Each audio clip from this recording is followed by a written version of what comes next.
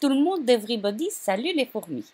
Je me présente, je m'appelle Anne-Marie Hensmans, alias Cœur de beurre sur la toile, et je fais partie de l'ADT de la fourmi créative. Merci la fourmi. Pour ce qui est des tutos pour la silhouette, que ce soit la silhouette studio, que ce soit silhouette portrait, que ce soit la silhouette caméo, peu importe, j'essaie toujours de faire mes tutos en tenant compte des deux formats de machine. Voilà, bientôt la Curio. Alors aujourd'hui, comme vous l'avez vu sur la photo, nous allons faire un petit paquet de friandises, vais-je dire, pour une baby shower. Parce que oui, je vais être grand-mère, encore une fois. Enfin, encore une fois. Oui, il n'y en a pas tant que ça. Soit. Et j'ai déjà fait les invitations. Alors, je me suis inspirée d'une vidéo que j'avais déjà faite. Je vous mets le lien ici en haut à droite quelque part, vous allez voir. Et comme ça, vous avez une petite idée de ce qu'on peut faire pour, comme invitation pour une baby shower. Et maintenant, dans les tons assortis, donc ici ça va être une fille, donc on a fait du rose et gris.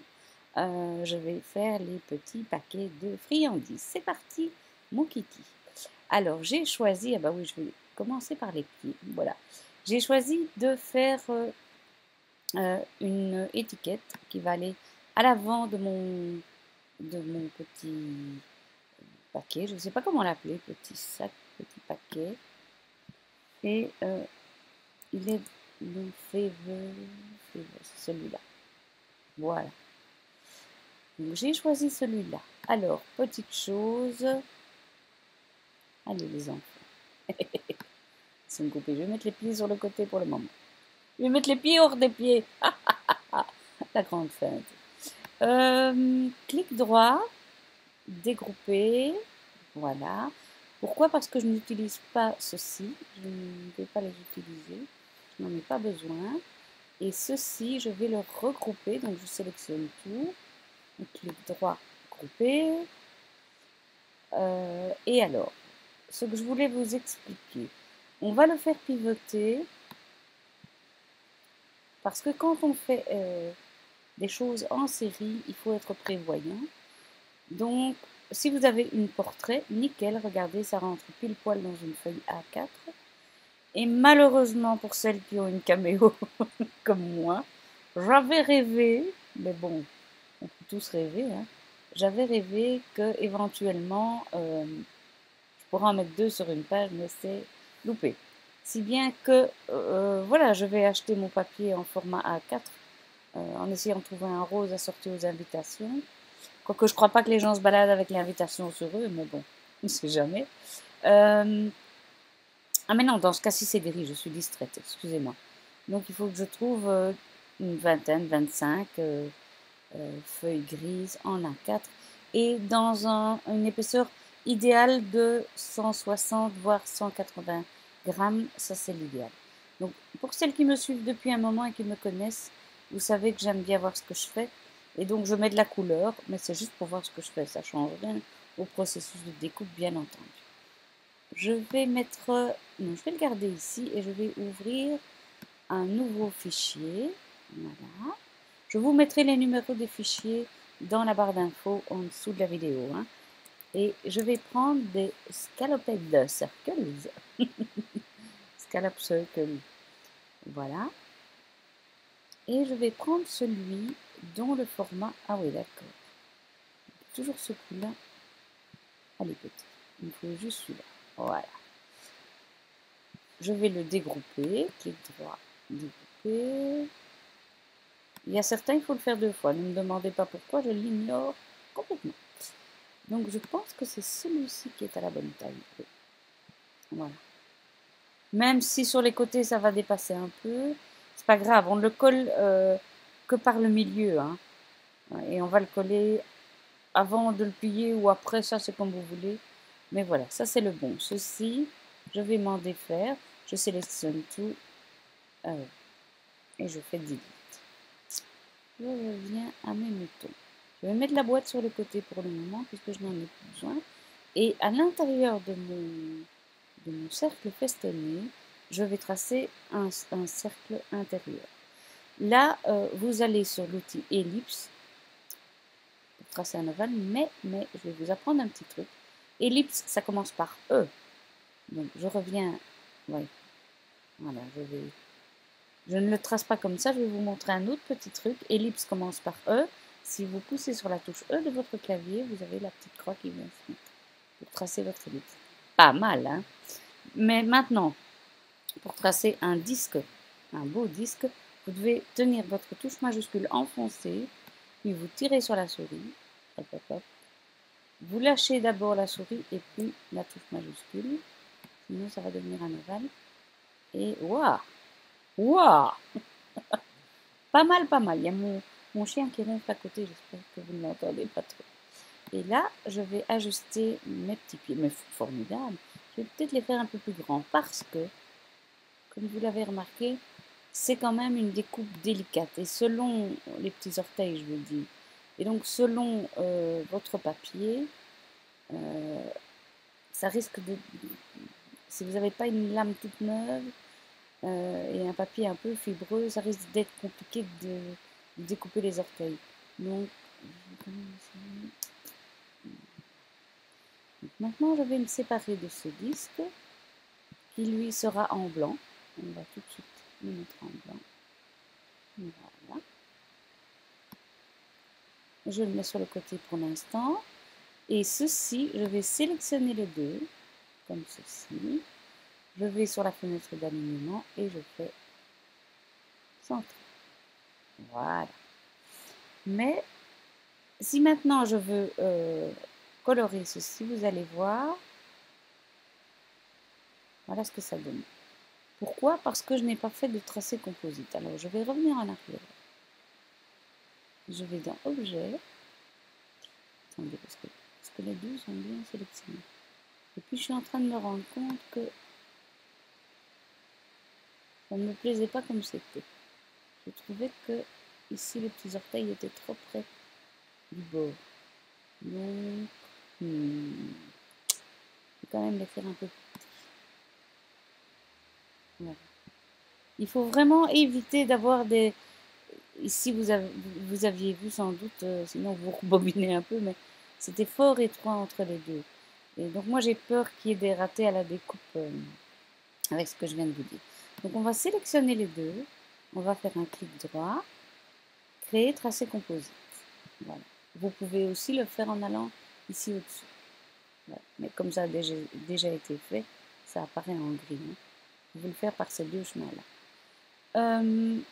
Et maintenant, vous allez voir que si j'essaye de le colorer, voilà, c'est devenu un tracé composite, c'est devenu une pièce en elle-même qui est transparente, voyez, transparente au milieu, et donc,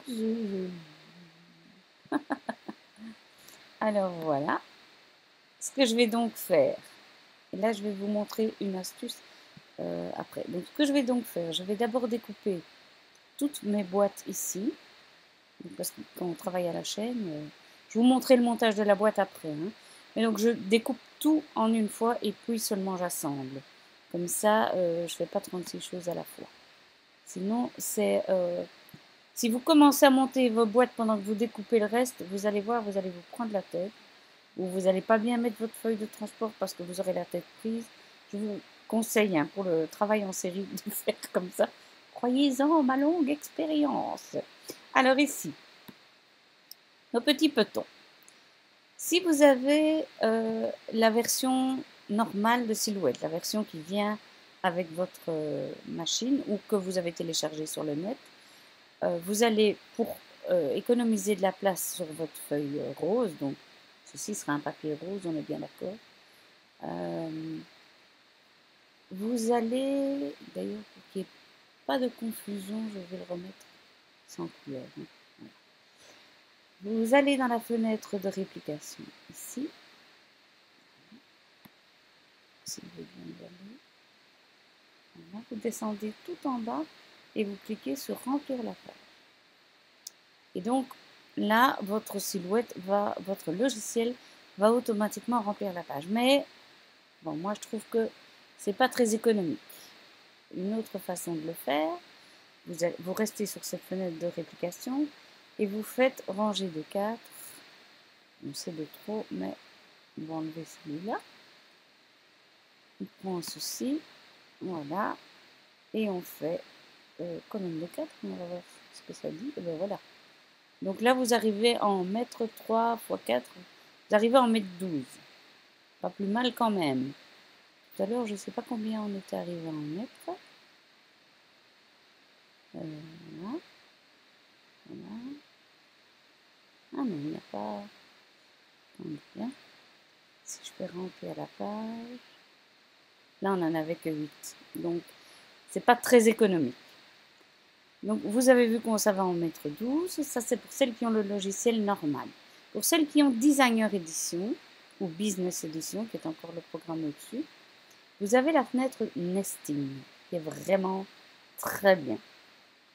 Regardez, je clique sur Nesting. Ah oui, je dois d'abord sélectionner tous mes petits petons, tout ce que j'ai sur ma page. Si vous faites tout sélectionner, il va sélectionner votre boîte et votre cercle. Non, non, hein. On ne sélectionne que ce qu'il y a là.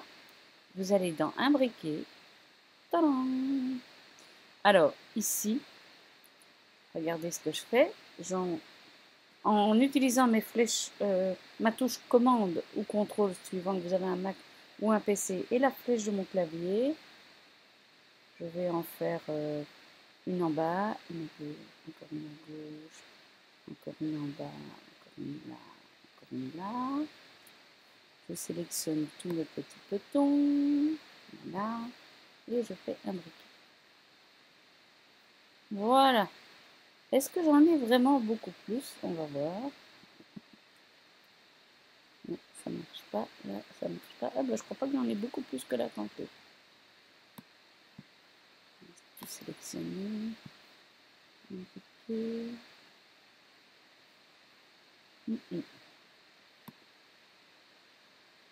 Non, il a bien fait son job. 1, 2, 3, 4, 5, 6, 7, 8, 9, 10, 11. Pas intéressant, hein, on est bien d'accord. Donc on va revenir à ce qu'on avait tout à l'heure, le petit pied qui danse, à la danse des pieds ici. Hein, je pourrais mettre la musique de Goldman. Voilà, mais cette fonction imbriquée, je vous assure que dans certains cas, elle est vraiment intéressante. Ici, on a... je suis allée trop loin.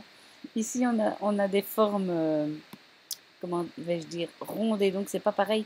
Mais quand vous avez des carrés, des rectangles, des choses comme ça, ou des petits triangles, tout s'imbrique, mais je vous assure que vous économisez vachement de papier. Donc je reviens à ce que j'avais fait. Donc, ranger de 3. Hop, hop, hop. Je sélectionne les 3. Et colonne de 4. Et voilà. Donc ce que je vais faire maintenant, une fois que j'aurai... vous commencez par ce que vous voulez. Hein. Donc ceci, je vais découper dans du papier rose. On en a 12. Donc il me faudra 2 papier rose. Donc c'est économique. Je vais découper ça 2 fois. Ceci, je vais découper 24 fois. Et ceci, alors je découperai dans du papier blanc. Et là, je vais ouvrir une nouvelle page. Donc, je vous donne un petit truc en plus, un raccourci clavier. Vous faites commande ou contrôle X pour couper. Commande contrôle N pour ouvrir un nouveau fichier. Et commande contrôle V pour coller ce que vous aviez pris de l'autre côté. Et là, ben, on va faire pareil. Mais à mon avis, on en fera un petit peu moins. J'imagine que vous avez compris l'astuce. Qui est droite, c'est ça. On ne saura pas en faire. Voilà, pas plus que ça à mon avis. On va utiliser Nesting pour voir, pour le fun.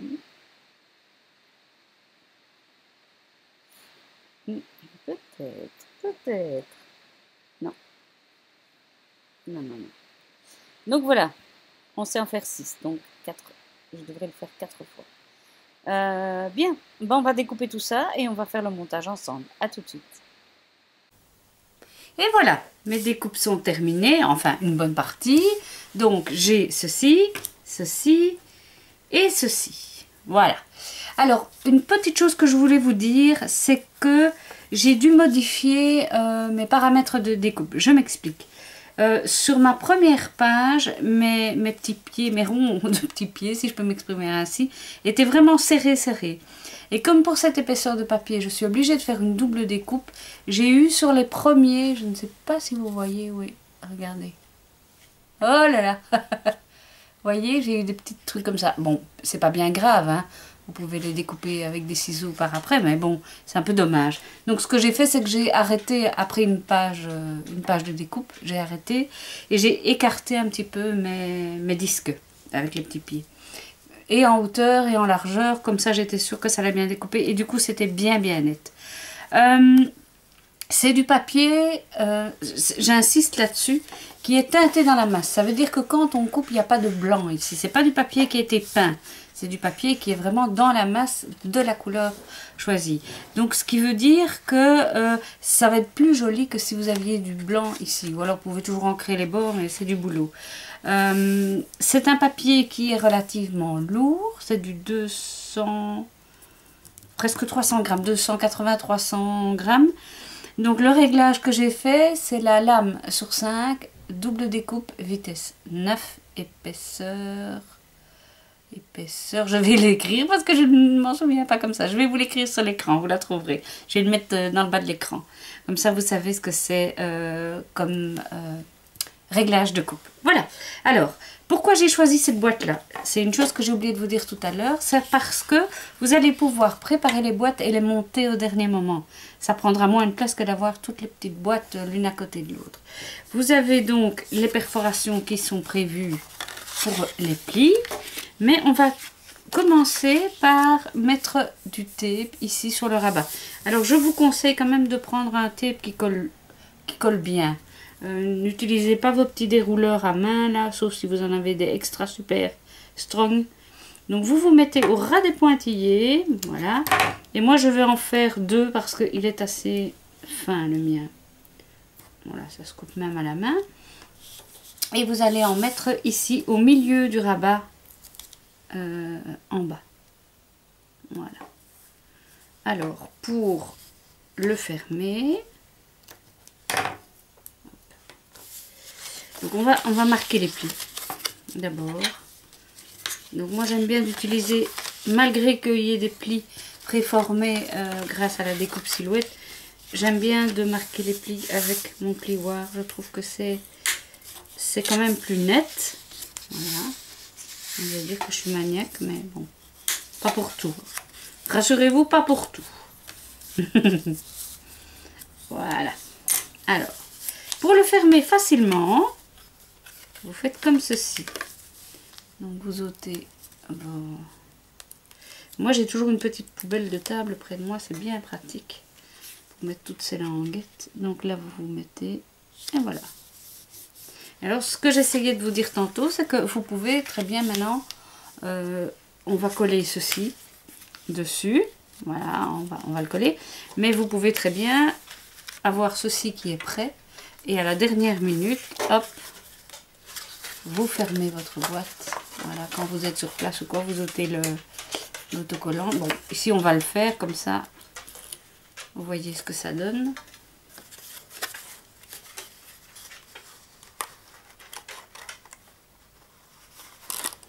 Avec le collant, c'est pas facile, mais il vaut mieux le mettre parce que j'ai testé les deux et franchement, il vaut mieux le mettre parce que si vous mettez quelque chose d'un peu lourd dedans. Et donc je vais avec mon plioir, vous voyez, vraiment le coller dans le fond. Voilà. Alors, ici, pour ma déco, je vais prendre de la mousse double face, enfin, oui, la mousse, je sais pas, 3D. Voilà, je vais en couper des petits carrés. Alors, je vous conseille ces ciseaux-ci parce qu'ils sont en téflon. Donc, la colle colle beaucoup moins que sur d'autres ciseaux. D'autres paires de ciseaux. Ce qu'il y a, c'est qu'au bout d'un temps, vous devez quand même les nettoyer. Je vous invite à les nettoyer avec de l'alcool à 90 degrés, à 90 degrés, pardon. Ou de l'alcool, comment vous appelez ça? Alcool de nettoyage, je pense. Je pense que c'est comme ça que vous appelez ça. Chez nous, en Belgique, ça n'existe pas. Voilà. Donc, j'ôte mes petits carrés. Et c'est là que la poubelle de table est d'une grande utilité, si vous ne voulez pas en retrouver partout à terre. Je ris parce que, regardez ma poubelle de table. Oui, 55 ans et Mini. Mini, qu'est-ce que je raconte? Hello Kitty. Mini aussi, j'aime bien. Voilà. Et alors, pour attacher ceci à la boîte, je mets juste une bande au centre. Vous allez comprendre pourquoi. Voilà.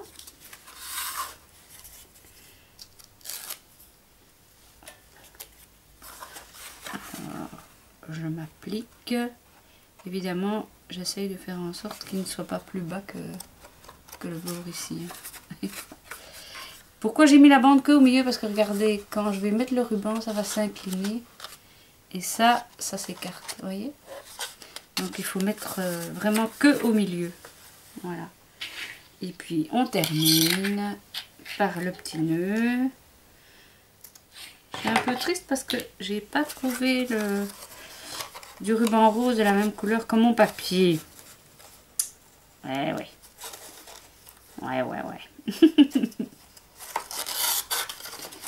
C'est pas grave en soi, hein, mais ça aurait été mieux. Mais j'ai pas trouvé, franchement. C'est-à-dire que sur la photo, dans le catalogue, ça donnait bien. Mais... Aïe, je pense que ma batterie est plate. Hop là. Et voilà, ben, ma batterie n'était pas plate, je sais pas. Elle faisait des siennes. Voilà, les petites boîtes terminées. J'aime assez. Au départ, je m'étais dit que j'allais mettre une étiquette plus petite, mais je trouve que ça en met plein la vue comme ça avec cette grande étiquette. Ce que je vais faire, puisque maintenant j'ai des tas de petits pieds, je vais probablement découper des étiquettes dans les papiers gris qui me restent, des grandes étiquettes festonnées comme celle-ci, et coller 2 petits pieds dessus, et ça fera quelque chose pour mettre... comme attache serviette autour d'une serviette ou quoi, je sais pas, j'ai pas encore l'idée, mais je vais pas perdre tout ça, ce serait idiot. En tout cas, ben, écoutez, j'espère que ça vous a plu. Je vous montre vite fait la carte qui est assortie, je vais la mettre à côté comme ça, vous voyez. Voilà. J'ai fait un format légèrement différent par rapport à ce que vous allez trouver sur la vidéo. Si vous voulez, je peux vous donner les dimensions, je les mettrai peut-être... dans la barre d'infos, les dimensions de la carte que j'ai faite ici. Voilà, eh bien je vous dis à tout bientôt, les fourmis et les autres, et je vous embrasse bien fort, merci d'être là.